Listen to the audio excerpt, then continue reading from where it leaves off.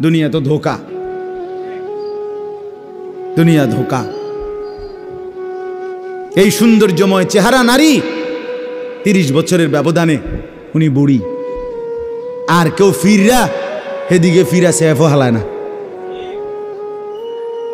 আজ যেই যুবতী, যেই বেহায়া নারী, বেপর্দা মহিলা বাজারে বাজারে ঘুরতো, যৌবন, আরে সেটা তার সম্পদ না, তারটা হইলে তো নিজের হইলে তো সে কখনোই বুড়া হইতো না। আল্লাহ তাআলা বলছে, আমি যখন যৌবন শেষ করে দিলাম তো এখন আর কোন পুরুষ তার দিকে ফিররা থুতুও বালায় না।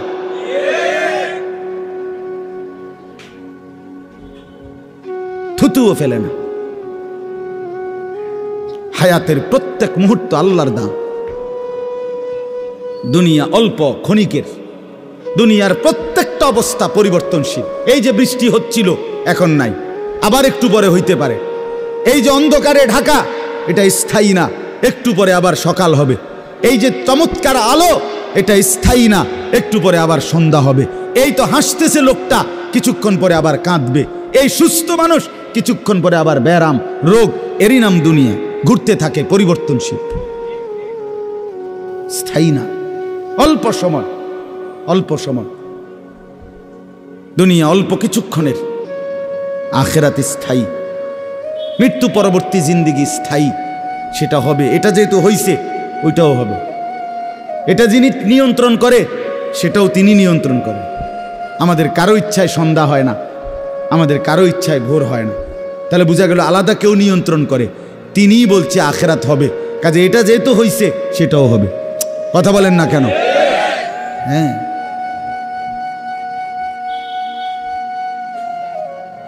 বলে বাসর রাত যত আকর্ষণীয় রাতই হোক, ভোর হয়ে যায়। জেলখানার রাত, ফাঁসির রাত যত মুসিবতেরই হোক, ভোর হয়ে যায়। দুনিয়া এক অবস্থায় থাকে না, এক হালাতে থাকে না বাপ। এজন্য ছেলেদেরকেও বলি, বাপ জিন্দেগি সুন্দর করো। তোমার এই হাসি থাকবে না, তোমার এই সুস্থ সুন্দর সুঠাম দেহ থাকবে না। যুবক ভাই, তোমরা বাঁচতে হবে। নওজওয়ান, আল্লাহ যদি হায়াত দেয় তোমরে, আগামী সময়টা তোমরা তো পৃথিবীতে থাকতে হবে। এই সমাজ, এই দেশ তো আলাদা করতে পারতা না। তুমি তো এই জমিন ছেড়ে দিতে পারতা না বন্ধু। সম্পদ যদি হয়, তোমরা সব ছেলে তো একসাথে চাঁদের দেশে যাইতে পারতা না, আরেকখানে যাইতে পারতা না। এই সমাজ নিয়ে বাঁচতে হবে। এই দেশ, এই মাটি, এই এলাকা নিয়ে তো তোমাদেরকে বাঁচতে হবে ভাইয়া। তাহলে এই সমাজ যদি তোমরা এভাবে নষ্ট করে দাও, তোমরা যদি সবাই বেনামাজি হয়ে যাও, নারী, ছবি, মোবাইলের অস্থির দৃশ্য ছাড়া যদি তোমাদের রাত না কাটে, দিন না কাটে, আগামী 20 বছর তোমরা সমাজ, তোমার অঞ্চল, তোমার ঘর পরিবার নিরাপদ থাকবে কেমনে? বাঁচবা কেমনে? চলবা কেমনে?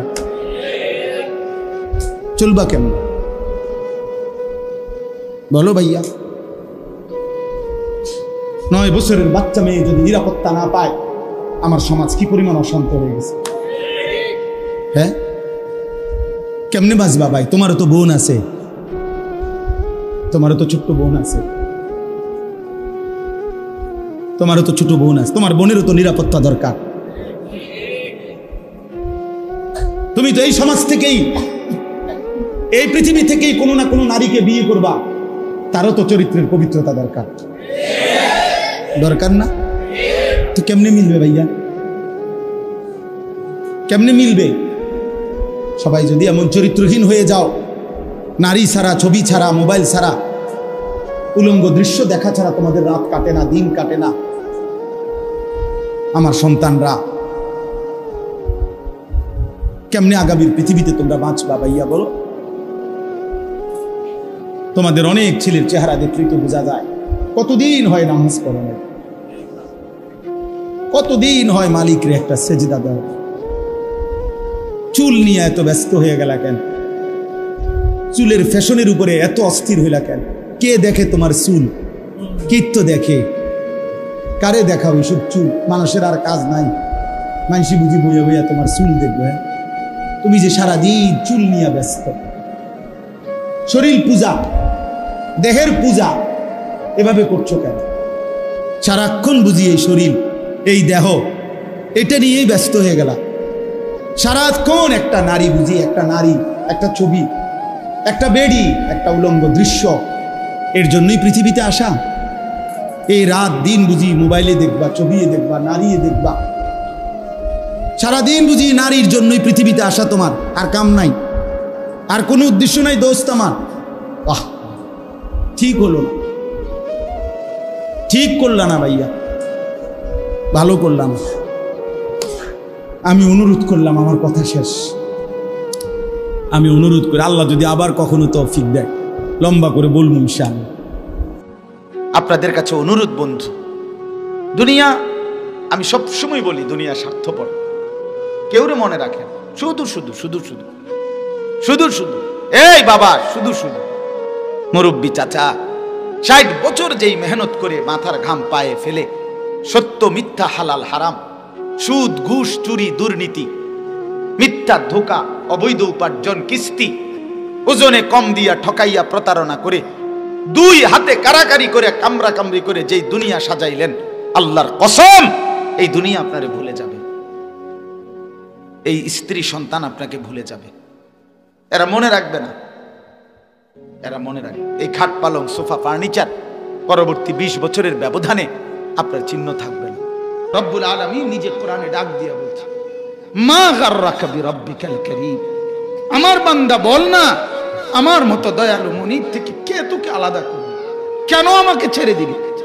আল্লাযী খালাকাকা, আমি তো তোকে বানিয়েছি, ফাসাওয়াকা, আমি তো তোর অঙ্গ প্রত্যঙ্গগুলো লাগিয়েছি, ফাআদালাকা, তোর প্রতিটা অঙ্গ আমি আল্লাহ তাআলা সামঞ্জস্যপূর্ণ করেছি। এই কান আর এই কান মিলায়া দিছি, এই চোখ আর এই চোখ মিলায়া দিছি, এই 2 হাত বরাবর মিলায়া দিছি। এই আঙ্গুলগুলো যদিও দেখতে একটা ছোট একটা বড়, এভাবে খাওয়ার সময় লোকমা ধরতে যাও তাইলে আমি মিলায়া রাখছি, একদম সমান হইলে তুমি এই মিল পাইতা না, এজন্য এভাবে রাখছি। এই আঙ্গুল 4টা সোজা রাখছি, এটা একটু বুড়া আঙ্গুল এদিকে বাঁকায়া রাখছি। কেন রাখছি জানোনি? আল্লাহ তাআলা বলে, যখন তোমার হাতের আঙ্গুল গুনতে দরকার হবে, তুমি যখন আমাকে জিকির করবা, আমার নাম ডাকবা, গুনতে হবে, তখন এই আঙ্গুল এদিকে না থাকলে কেমনে গুনবা? আচ্ছা বাদ দাও আমার নাম, তোমার 10 টাকা 20 টাকা গুনতে গেলেও তো এই আঙ্গুল বাঁকা না হলে এই আঙ্গুল দিয়ে এই আঙ্গুল গুনা যায়? এটা দিয়ে এটা গুনতে পারবেন? রব্বুল আলামিন বলে, আমি বুঝে বুঝে বুঝে বুঝে তোমার প্রয়োজনের দিকে তাকাইয়া তোমার শরীর আমি এভাবে সাজাইছি। সালিহান, আল্লাহ বলে যে গুনাহ ছেড়ে দিয়ে তওবা করলো, আমি আল্লাহকে বিশ্বাস করলো এবং পুনরায় আবার নেক আমল শুরু করে দিল, ফাউলাইকা ইয়াদখুলুনাল জান্নাহ, আমি আল্লাহ ওয়াদা দিলাম, আমি আল্লাহ তাদেরকে জান্নাতেই ঢুকায় দেব। ওয়ালা ইউজলামুনা শাইআ, কোনো জুলুম করা হবে না এক বিন্দু। অর্থাৎ পেছনের গুনার জন্য আমি লজ্জা দেব না, বরং তওবা করার কারণে, ফিরে আসার কারণে, নতুন করে আবার নামাজ সেজদা বন্দিগি পাক পবিত্র জীবন চলার কারণে এখন থেকে নিয়ে বাকি জিন্দেগির আমলের বরকতে জান্নাত দিয়ে দেব। এই জন্য প্রিয় সন্তান, প্রিয় কিশোর, নওজোয়ান, যুবক, চলো ইনশাআল্লাহ বদলাইবার সিদ্ধান্ত নেই, ঠিক আছে ইনশাআল্লাহ। মুরব্বীদের কাছে আমার অনুরোধ, ইতিবাচক বইলেন। অনেক মুরব্বীর আবার কথার সাইজ সুন্দর না, মানে ছেলে পেলে, আরে কিতা যে কইতে দাও না, দুঃখটা কইতে দাও। মানে সমস্যা কি? সমস্যা হলো ছেলে পেলে কোনো আয়োজন করলে দিনই, আরে নওয়াজ সরস্তা তুই কি ওয়াজ করাইবি না, আপনি তারে এইভাবে না বলে এভাবে বলেন যে মাশাআল্লাহ মাহফিলও করাইলা আব্বা, এবার নামাজও ধরো না, হ্যাঁ এমনি কন, পজিটিভ বলেন, সুন্দর করে কন। বেটকি দিলে তা আপনি হইতো না, উৎসাহ দিতে হবে। বাশশিরু ওয়ালা তুনাফফিরু, আল্লাহ নবী সাল্লাল্লাহু আলাইহি সাল্লাম বলছে সুসংবাদ দাও, তারে নফরত মানে তারে দূরে ছড়াই দিও না, যে যা বেটা তোর মতো অজাত দিয়ে আর কিচ্ছু হইতো না, না আমনেরে দিয়ে কে রইয়া লাইছে পুরা আমনে, কথা বুঝছেন না? এটা না কর, বরং ইনশাআল্লাহ এই কিশোর নওজোয়ান আগামী দিনে ইনশাআল্লাহ ইসলামের জন্য লড়বে ইনশাআল্লাহ। দেখবেন এরা ইনশাআল্লাহ ইমাম মাহদির পক্ষে লড়বে, দাজ্জালের বিরুদ্ধে লড়বে ইনশাআল্লাহ। তোমাকে আমি একদিন, আমি আল্লাহ 1 সেকেন্ডে চাইলে পারি, কুন ফায়াকুন, আমি হও বললেই হয়ে যায়। সেই আমি 9 মাস কেন লাগাইলাম? 9 মাস লাগাইলাম, আরে বলো কি ভাঙ্গা?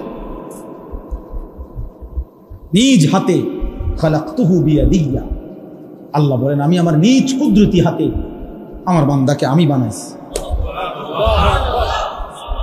আমি বানাইছি বড় যত্ন করে। এক ফোঁটা নাপাক পানির মধ্যে এত চমৎকার ডিজাইন পৃথিবীর কেউ কল্পনাও করতে পারে না। ইন্না খালাকনাল ইনসানা মিন নুতফাতিন আমশাজ, বীর্যের এক ফোঁটা থেকে আমি আল্লাহ তাআলা মানুষকে বানিয়েছি। এত সুন্দর চমৎকার নাক কান ডিজাইন। কোন পানির এক ফোঁটার উপরে, এক ফোঁটা পানির মধ্যে কেউ কোনো ডিজাইন করুক, কি দিয়ে করবে? পানির উপরে ডিজাইন করে কেমনে? আবার রব্বুল আলামিন বলে সেই পানির নাপাক ফোঁটা দুর্গন্ধযুক্ত, আমি তার মধ্যে এমন সুন্দর একটা ডিজাইন করেছি।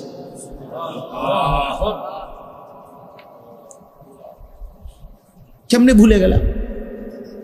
মা গাররাকা বিরাব্বিকাল কারীম, আমার মতো মেহেরবান দয়ালু মাওলা 24 ঘন্টা যে তোমাকে অজস্র অগণিত নিয়ামত দিচ্ছি, এই আসমান জমিন, এই চাঁদ সূরজ আলো বাতাস, এক সেকেন্ড বান্দা এই বাতাস বন্ধ করে দিলে তুমি নিশ্চিহ্ন হয়ে যাবা। তুমি এই পৃথিবীতে নিঃশ্বাস ত্যাগ করে মৃত্যুবরণ করবা। একটা নিঃশ্বাসের জন্য তুমি এতটা মুখাপেক্ষী আমি আল্লাহর কাছে, সেই আমাকে একটা সিজদা দিবা না? সেই আমাকে একবারও ডাকবা না? আফসোসের ভাই, প্রিয় ভাই, আসলে আমি নিয়ম মাফিক বয়ান করতে পারি না। আমার ভাই, আমাদের অনেক আদরের ইউসুফ বিন ইকবাল, সে চমৎকার বলতে পারে। কোনো একটা বিষয় নিলে আলহামদুলিল্লাহ সে চমৎকার এটার ভাঙ্গা ভাঙ্গা বুঝাইতে পারে। ওই বিষয়ের যত কিছু আছে সব সে বলতে পারে, যার কারণে আমরা নিজেরাও তার বয়ান শুনি। আলহামদুলিল্লাহ, বাস্তবিক অর্থেই মহব্বত করি তাকে, দিল থেকে মহব্বত করি।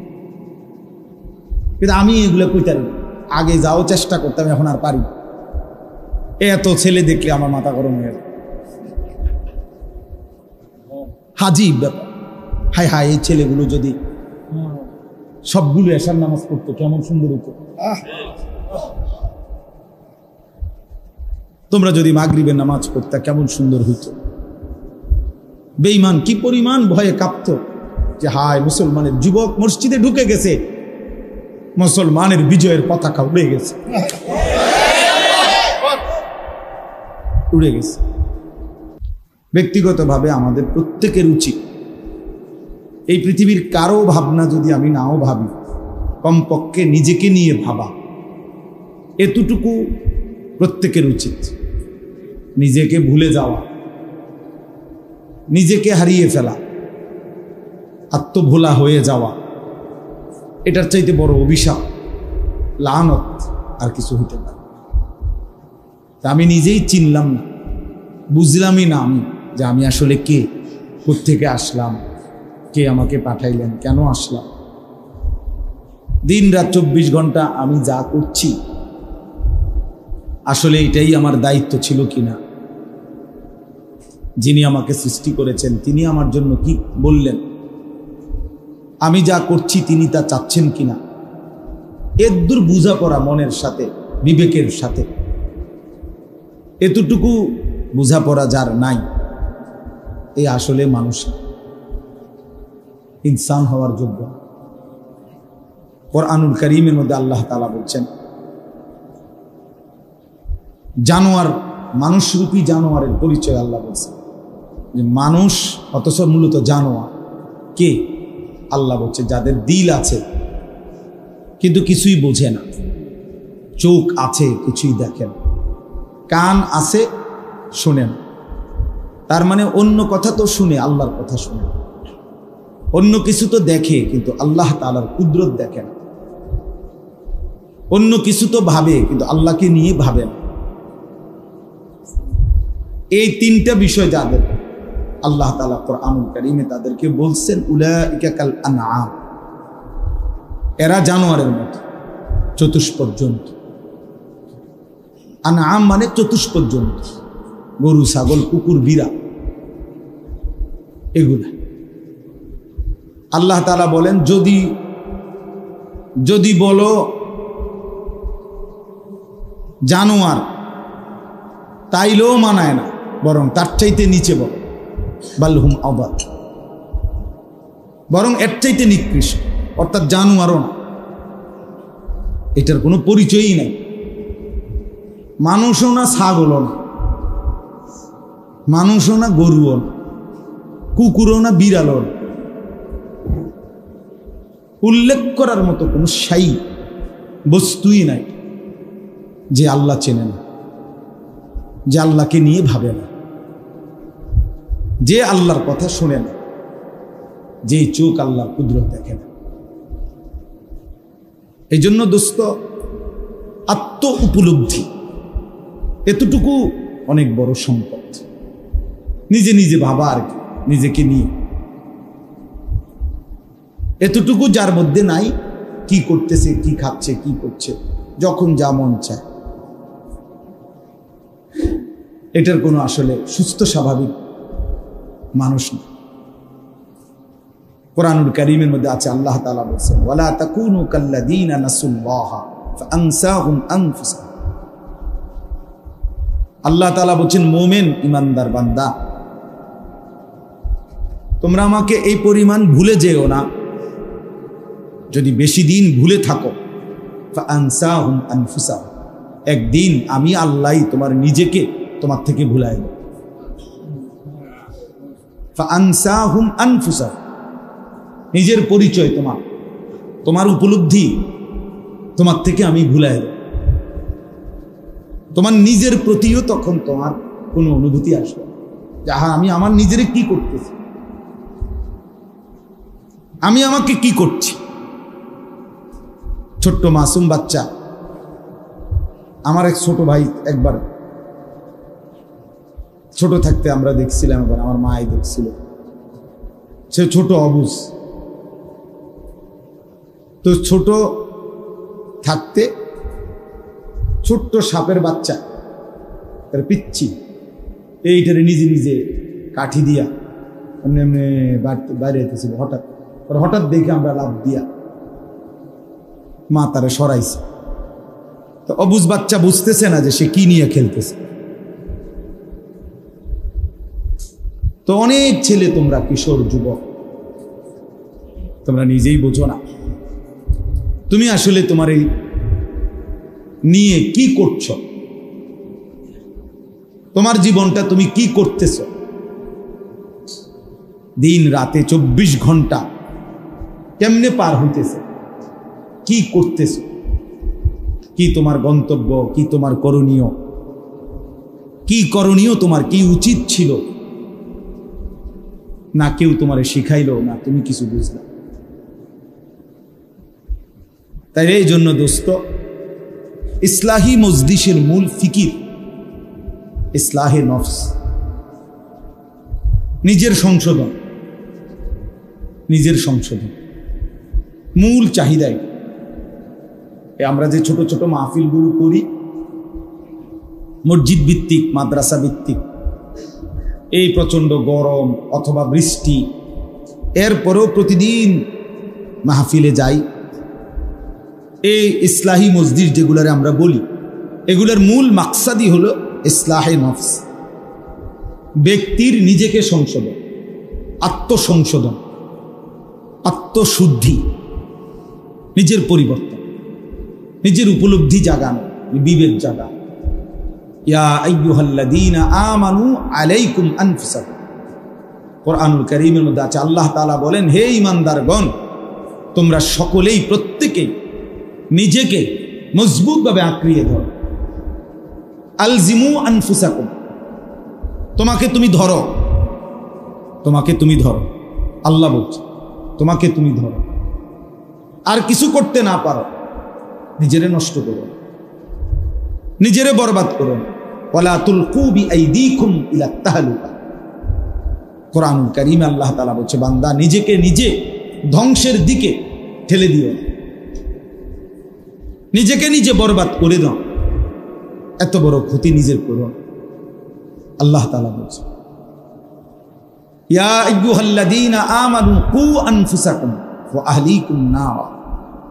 আল্লাহ বলছে, হে ঈমানদারগণ, প্রত্যেকেই নিজেকে বাঁচাও জাহান্নামের আগুন থেকে এবং পরিবারের সদস্যদেরকে বাঁচাও জাহান্নামের আগুন থেকে। আলাদা করে বলছে আল্লাহ, নিজেকে বাঁচাও জাহান্নামের আগুন থেকে এবং পরিবারের সদস্যদেরকে বাঁচাও, স্ত্রী সন্তানকে জাহান্নামের আগুন থেকে। আলাদা করে বলার উদ্দেশ্য হলো, কখনো পরিস্থিতি এমন হইতে পারে যে তোমার হাজার চেষ্টার পরেও তোমার স্ত্রী, তোমার সন্তান আল্লাহর পথে আর আসলো না। তো আল্লাহ তাআলা বললেন, ওই মুহূর্তে তোমার ঘরেও যদি স্ত্রী সন্তান তোমার পরিবর্তন না হয়, আল্লাহর দিকে ফিরে না আসে, জাহান্নাম থেকে বাঁচতে না চায়, তো কমপক্ষে নিজেকে একা হলেও বাঁচাও। একাই তুমি বাঁচো, একাই নিজেকে বাঁচাও। তাইলে আল্লাহ তাআলা এই জন্য কথাটা আলাদা করে বলছেন। কু আনফুসাকুম আলাদা বলছেন, ওয়া আহলিকুম আলাদা বলছেন। তোমার নিজেকে বাঁচাও, এরপরে বলছেন এবং তোমার পরিবারের সদস্যদেরকে বাঁচাও। এই জন্য ভাইয়া, এই পৃথিবীর কেউ যদি তোমার কথা না শুনে, এমনকি তোমার ঘর, তোমার পরিবার, তোমার স্ত্রী সন্তান, আল্লাহ তাআলা বলছে তবুও মোমেন নিজেকে বাঁচাও, একাও বাঁচাও, তবুও হাল ছাইরো না। তুমি একা হলেও আল্লাহর দ্বীনের উপরে থাকো।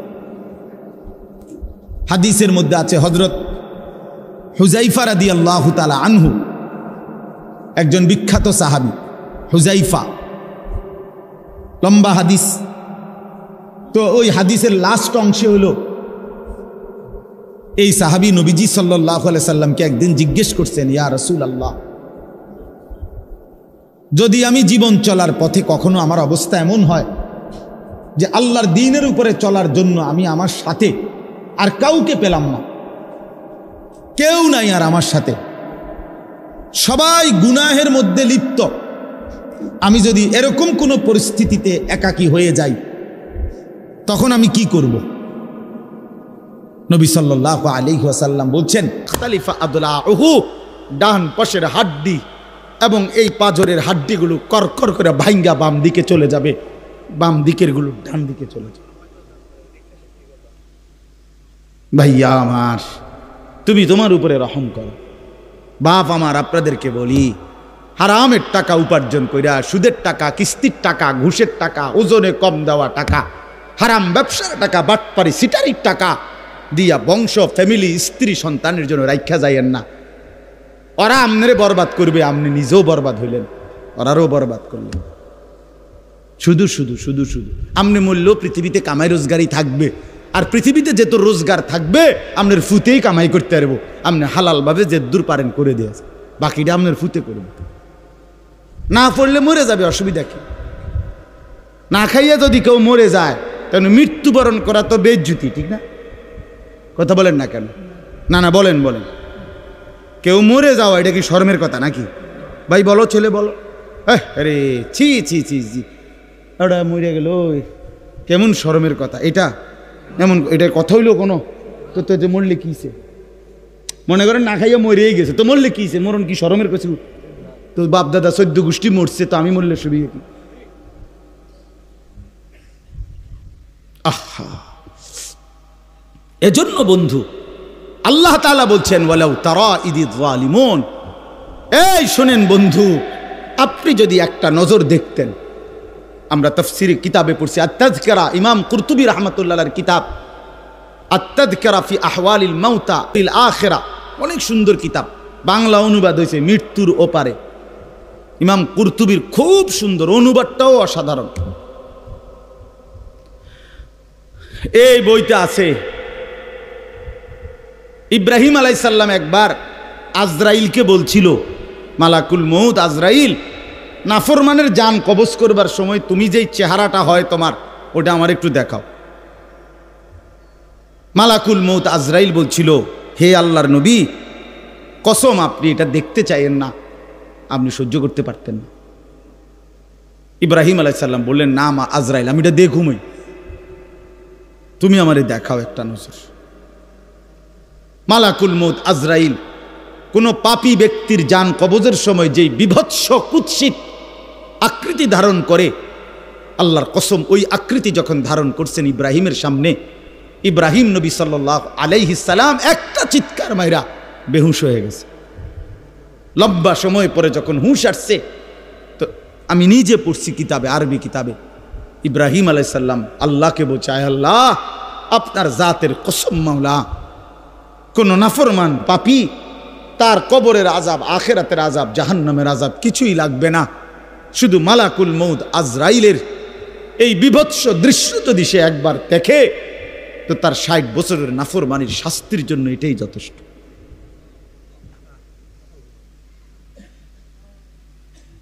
হ্যাঁ, আখরিজু আনফুসাকুম, এখানেও আল্লাহ তাআলা এই কথাটা বলছে। ফালাউলা কাল্লা ইদা বালাগাতিত তারাকিয়া, আল্লাহ তাআলা বলেন কখনোই না বান্দা, অর্থাৎ কোনোভাবেই থামাইতে পারবে না।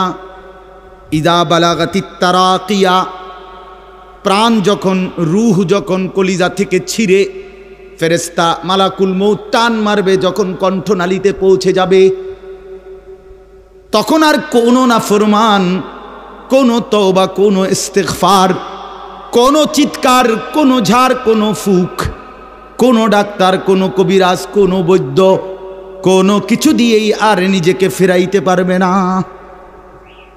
ইদা বালাগাতিত তারাকিয়া,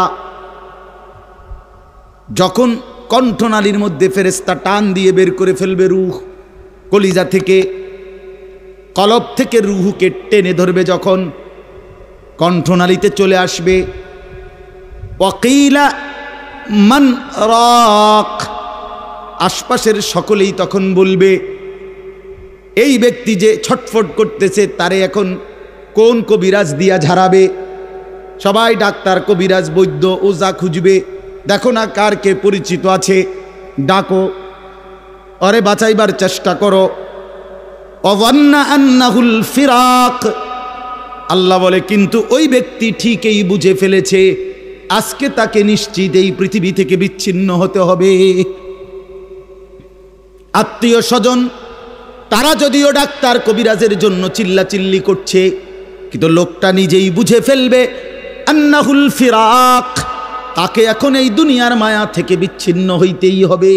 কারণ মালাকুল মউত তো রূহটা ছিঁড়া ফেলছে, কলিজা থেকে টান দিয়া ফেলছে, আর তো ফেরত যাবে না, আর তো ফেরত যাবে না।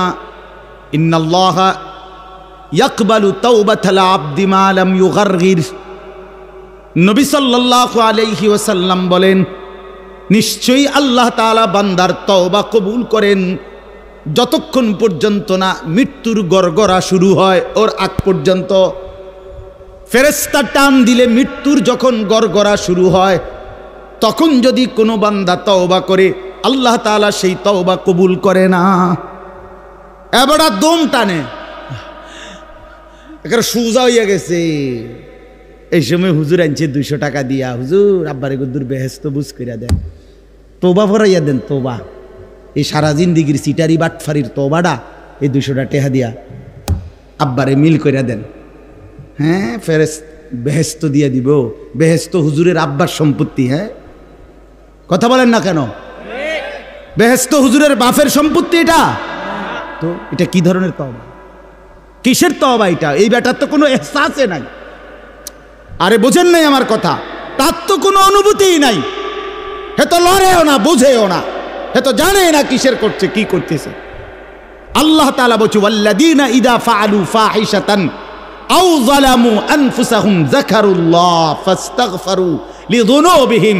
আল্লাহ বলছে, আমার বান্দা যত বড় নাফরমানি করুক, করতে করতে যদি বড় থেকে বড় জুলুমও করে, কিন্তু তৎক্ষণাৎ যদি আমি আল্লাহকে স্মরণ করে আর আমার কাছে 2 হাত তুলে মাফ চায়, পিছনের গুনাহ যদি ছেড়ে দেয়, আর করবে না যদি ওয়াদা দেয়, খোদার কসম কোরআনে আছে, আল্লাহ বলেন, বান্দা আমি পুরাপুরি 100% মাগফিরাত দিয়ে দেব, পুরা মাফ। উলাইকা জাযাউহুম মাগফিরাতুম মির রাব্বিহিম। যখন তোমার বুঝ ছিল তখনই তুমি তওবা করছিলা, ঠিক আছে। কিন্তু যখন মৃত্যুর যন্ত্রণা শুরু হয়ে যায় তখন আর তওবা কবুল হয় না। ওয়ালাইসাতিত তাওবাতু লিল্লাযীনা ইয়ামালুনাস সাইয়্যাত হাত্তা ইযা জাআ আহাদাহুমুল মাউতু ক্বালা ইন্নী তুবতুল আন। এই যে কোরআন শরীফের আয়াত। আল্লাহ বলেন ওই ব্যক্তির তওবা নয়, পুরা জিন্দেগি নাফরমানি করেছিল, অতঃপর যখন মৃত্যুর সময় আসলো আজরাইল উপস্থিত হলো, এখন বলতেছে আমি আল্লাহ এখন তওবা করলাম। আল্লাহ বলে না বান্দা, এমন তওবা হবে না। তাইলে তওবা করবেন কখন? এখন। কখন বাবা? এখন আজ দিমাগ আছে যখন, আকল আছে যখন, বুঝ আছে যখন। আল্লাহ আমাদেরকে বুঝার তৌফিক দান করেন। ওয়ালতাফাতিস সাকু বিসাক। আল্লাহ বলেন নাফরমান তখন ভয়ে আর আতঙ্কে মালাকুল মউতটাকে টেনে বের করছে। আজরাইল এসে সামনে দাঁড়ানোর সাথে সাথে নাফরমান এই পরিমাণ ভয় পেয়ে গেছে। ওয়ালতাফাতিস সাকু বিসাক, দুইটা পায়ের গোসা, মানে পায়ের গোসা বোঝেন না, গোড়ালি নিচের অংশ আর কি, জুতা পরি আমরা যেটা, এই গোসা আল্লাহ বলেন এক গোসার সাথে আরেক গোসা মানে দুই পাও এইভাবে মিল্লা গেছে। এটা যে একটু নড়াবে, একটু একটার উপর একটা উঠাবে অথবা কদ্দুর সরাবে, ভয়ে আতঙ্কে আল্লাহ বলেন নাফরমান এটাও ভুলে যাও। পাওটা নাড়াবার ক্ষমতাও হবে না। ইলা রাব্বিকা ইয়াউমা ইদিনিল মাসাক। আল্লাহ তাআলা বলেন এই অবস্থাতেই আমি আল্লাহর কাছে ফিরতে হবে, ফিরতে হবে। মৃত্যুর ভীষণ বড় যন্ত্রণা হবে। অর্থাৎ এখানে ফেরেশতা প্রথম তো টান দিবে, ফুলের মতো ছিঁড়া ফেলবে। ফুল যেভাবে গাছ থেকে ছিঁড়ে ফেলে, কলিজা থেকে রুহ তো ছিঁড়ে ফেলবে, কণ্ঠনালীর কাছে আটকায়া যাবে। তখন সে বারবার চেষ্টা করবে নিজের রুহ ফেরত নিতে, কিন্তু ফেরত নিতে পারবে না। আল্লাহ তাআলা বলেন মৃত্যুর মারাত্মক সাকরাতুল মউত তখন শুরু হবে, ভীষণ যন্ত্রণায় শরীর পাওটাও নাড়াইতে পারবে না। এই অবস্থাতেই, এই জোরাজুরি টানাটানি অবস্থার মধ্যেই তাকে আল্লাহর কাছে ফিরতে হবে। এবার আল্লাহ শেষ কথা বলে, এবার শুনো বান্দা, এই নাফরমানের মৃত্যু যন্ত্রণা এতটা ভয়ানক কেন হলো এই লোকটার?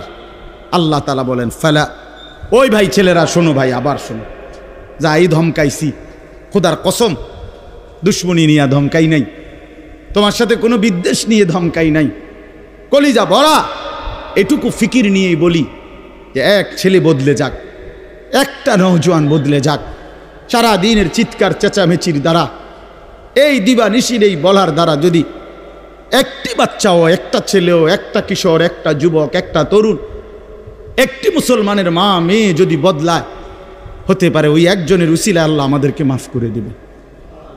এই আশায় ভাইয়া, এই আশায় যুবক ভাইয়া, তোমরা ইসলামের দিকে ফেরা দরকার, তোমরা আল্লাহর দিকে ফেরা দরকার।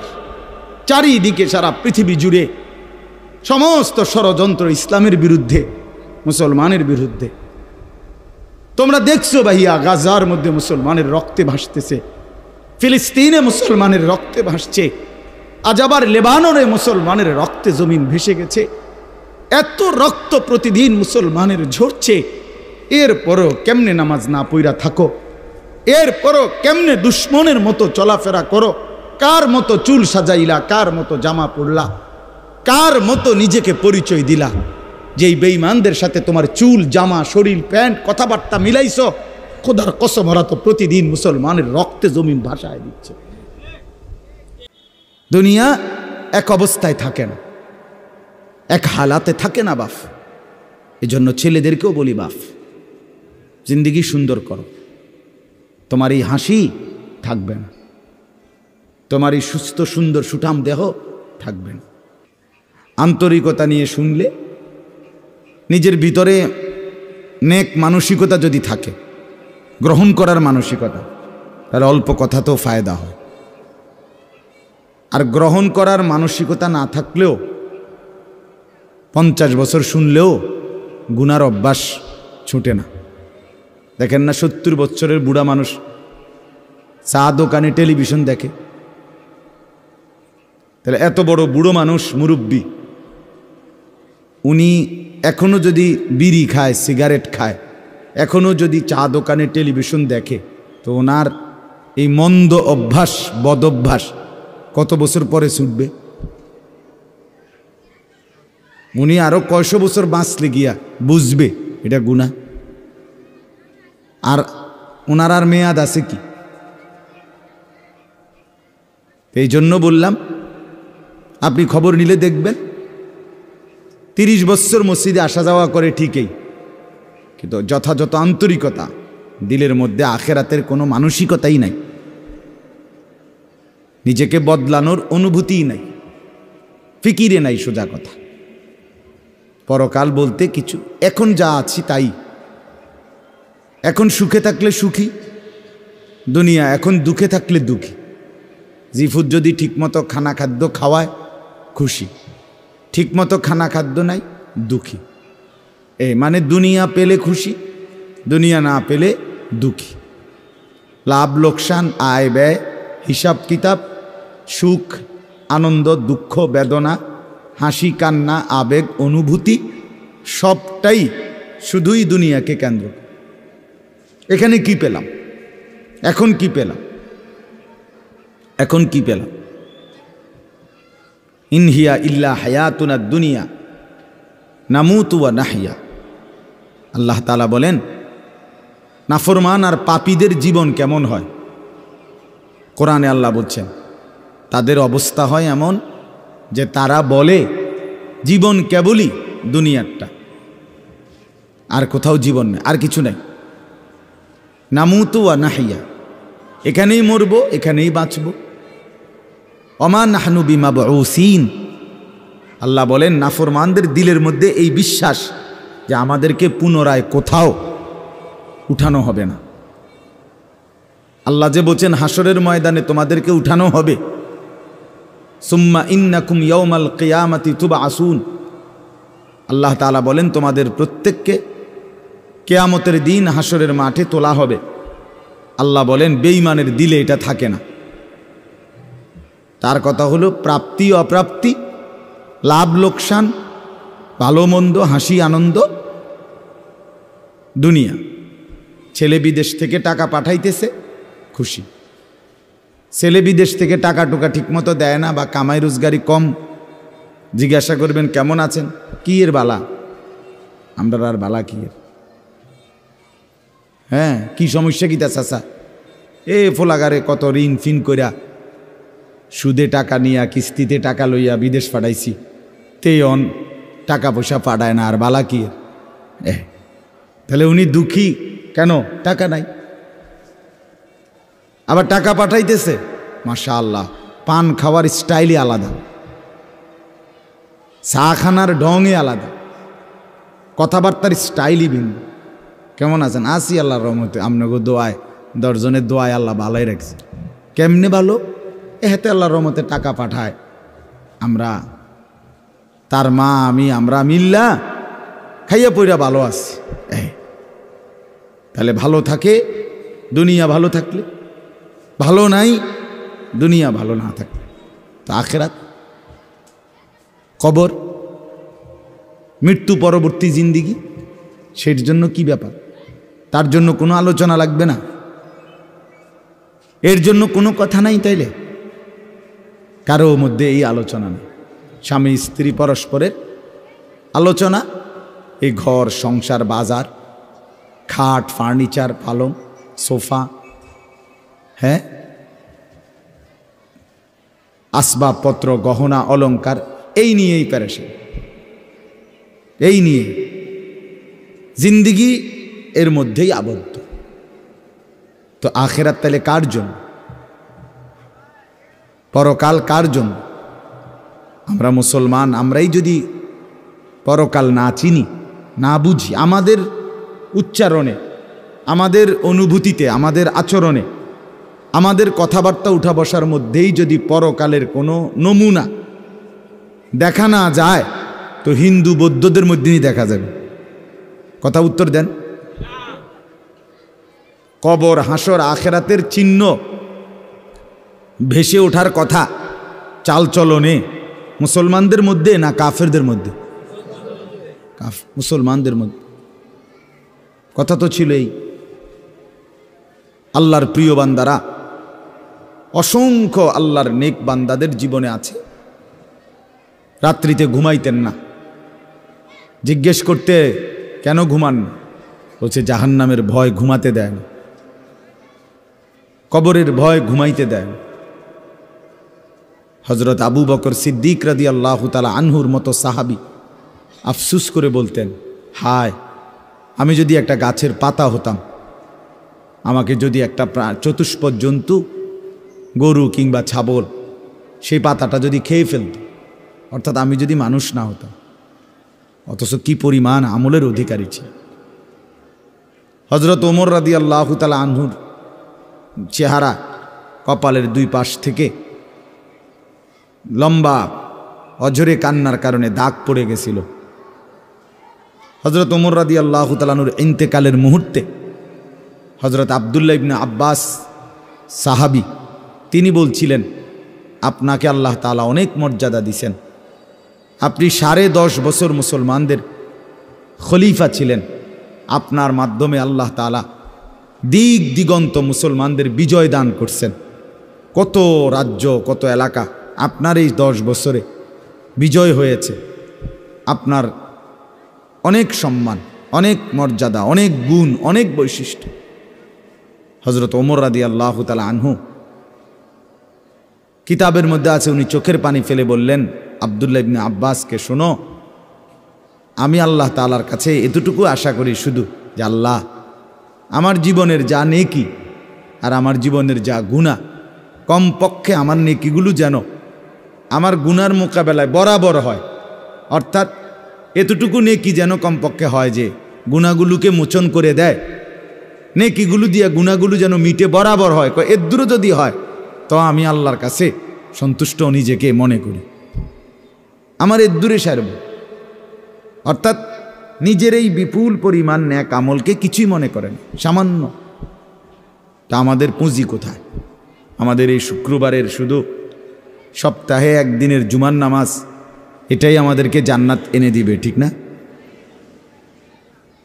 হ্যাঁ, মাঝে মধ্যে গরিব দুঃখীকে 2 টাকা 5 টাকা দিলে এতে আমাদের বেহেশত চলে আসবে, ঠিক না? তো বলেন, এজন্য বললাম আমরা প্রত্যেকে আন্তরিকতা নিয়ে, ভেতরে যারা মনোযোগ দিয়ে শুনেন, দেখবেন আমার আপনার ভেতরে যদি অনুভূতি তৈরি হয়, ভাবনা তৈরি হয়, ফিকির আসে, লাভ। সবাই একসাথে হবে না, সবাই একসাথে বদলায় না, সবাই একসাথে পরিবর্তন হয় না, কারো কপালে পরিবর্তন হয়ই না, বদনসিব। কারো সময়ের ব্যবধান হয়। আমাদের প্রিয় নবী সাল্লাল্লাহু আলাইহি সাল্লামের কাছে যারা সাহাবী হয়েছেন, কালেমা পড়ছেন, তারা প্রত্যেকেই প্রথম দিনেই তো সবাই কালেমা পড়ছেন, ঠিক না? বুঝেন নাই কথা? যতজন সাহাবী হয়েছে নবীজির, সবাই একদিনেই কালেমা পড়ে ফেলছে নাকি? তাহলে সময়ের আগ পিছ আছে কি না বলেন? কেউ প্রথম দিন কালেমা পড়ছে, কেউ 21 বছর পরে কালেমা পড়ছে, কেউ 22 বছর পরে কালেমা পড়ছে। তো যিনি 23 বছরের মাথায় কালেমা পড়ছে তিনিও কামিয়াব, যিনি প্রথম দিন কালেমা পড়ছে তিনিও কামিয়াব, সৌভাগ্যবান। এজন্য বুঝ আসবে, এর মধ্যে আকপিস হবে। সবাই একই দিনে জোনায়েদ বাগদাদি হবে না, সবাই একদিনে বাইজিদ বুস্তামি হবে না, সবাই একদিনে রাবেয়া বসরি হবে না। সময়ের ব্যবধান হবে, আকপিস হবে, এবং কারো কপালে হেদায়েত জুটবেই না। ইন্নাকা লা তাহদি মান আহবাবতা। আল্লাহ তাআলা আমাদের নবী সাল্লাল্লাহু আলাইহি সাল্লামকে বলছেন, আপনি খুব চাইলে, ভালোবাসলে আপনি নিজে কাউকে হেদায়েত দিতে পারবেন না, সেখানে আমি কে? কথা বলেন না। সেখানে আমাদের কোনো পাত্তা আসেনি কোনো। খুদ রসুলকে আল্লাহ বলছে, হে নবী আপনি চাইলে হবে না, আমি চাইতে হবে। ওয়ালাকিন্নাল্লাহ ইয়াহদি মান ইয়াশা, বরং আমি আল্লাহ যাকে চাই আমি তাকে হেদায়েত দান করি। তাহলে মূলত হেদায়েত দেয় কে? ফয়সালা কার হাতে? আমার বলা আপনার শোনা কোনোটাই মূল বিষয় না। মূল বিষয় হলো এটা একটা উসিলা ধরা, কিন্তু মূল ফয়সালা কার হাতে? ওয়ালাউলা ফাদলুল্লাহি আলাইকুম ওয়া রাহমাতু মাজ। এই বেটা মোবাইল না ধরতে মানা করছি, সুন্দর করে বললে হয় না। অনেকের খাসিয়ত এতটাই যে ধমক না দিলে, কথা বুঝছেন না, এটা তার একটা তবিয়ত হয়ে গেছে। না আমারে এমনি করলে আমি বুঝতাম না, আমার ধমকাইতে হবে। বদ অভ্যাস মানে জিন্দিগির একটা মিনিট লজ্জা শরম কিচ্ছুর কোনো ধার ধারে না। ছেলেরা মোবাইল ছাড়া 1 মিনিট থাকতে রাজি না। এবারে মা দেখুক, নাহলে বাফে দেখুক, নাহলে হুজুর দেখুক, নাহলে একবারে আব্দুল কাদের জিলানি দেখুক, আমার এতে কোনো অসুবিধা নেই। আমার দরকার মোবাইল। মোবাইল আছে, আমি আছি, খালাস। আমার জিন্দিগির এবার ইজ্জত থাক বা না থাক, আমার চরিত্র থাকুক বা না থাকুক, আমার আল্লাহ খোদা আখেরাত পরকাল কিচ্ছু না থাকুক, আমার মোবাইল আছে, খালাস। আমার জিন্দিগি সার্থক। এই হলো জিন্দিগি, মানে জীবনটাই মোবাইল, মোবাইলটাই জীবন। বেঁচে আছে মোবাইল টিপবার জন্য, মোবাইল বানানো হয়েছে তার কাছে পৌঁছবার জন্য। আজ ছেলেদের হালাত মানে বেঁচেই আছে এটার জন্য, বেঁচেই আছে। জিন্দিগিটাই এটার সাথে সম্পৃক্ত, জীবনটাই এটার সাথে। পৃথিবীতে কোনো যুগে, মনে রাখবেন এই পৃথিবীর ইতিহাস এটা, পৃথিবীতে কোনো যুগে একসাথে সম্মিলিতভাবে যুব সমাজ এত বেশি গাফেল, অকর্মণ্য, অপদার্থ কোনো যুগে হয় নাই একসাথে। এখন যেটা আগে একটা সমাজে একটা এলাকায় বখাটে দুশ্চরিত্র একজন ছিল, দুইজন ছিল, চিহ্নিত, কথা বোঝেন নাই, চিহ্নিত হয় তারে মানুষে চিনত, তে চোর। গ্রামে চুক্তি হয়তো একজন, তে একটু খারাপ, তার লগে মিশ্র না। কিন্তু এখন ভদ্রঘরের ছেলে, স্বাভাবিক ঘর থেকে বের হইছে, মুসলমানের ছেলে, দিনের পর দিন, রাতের পর রাত এক ওয়াক্ত নামাজ পড়ে না। এতে মা বাবারও কোনো আফসুস নাই, এলাকাবাসীরও কোনো আফসুস নাই, পাড়া মহল্লার সর্দার মাতব্বর কারো কোনো আফসুস নাই, কারো মুখে এই নিয়ে কোনো আলোচনা নাই যে কি আমগো এলাকার যে ফোলাফাইন্ডি এগুলা যে কোনো নামাজই পড়ে না, আমগোর সামনে দুষ্টামি করে, হাঁটাহাঁটি করে, আমরা কি এটা বলতে পারি না? এই অনুভূতিটুকু পর্যন্ত লোপ পাইছে। এত দুর্ভাগ্য মুসলমানের ইতিহাসে আর কখনো হয় না।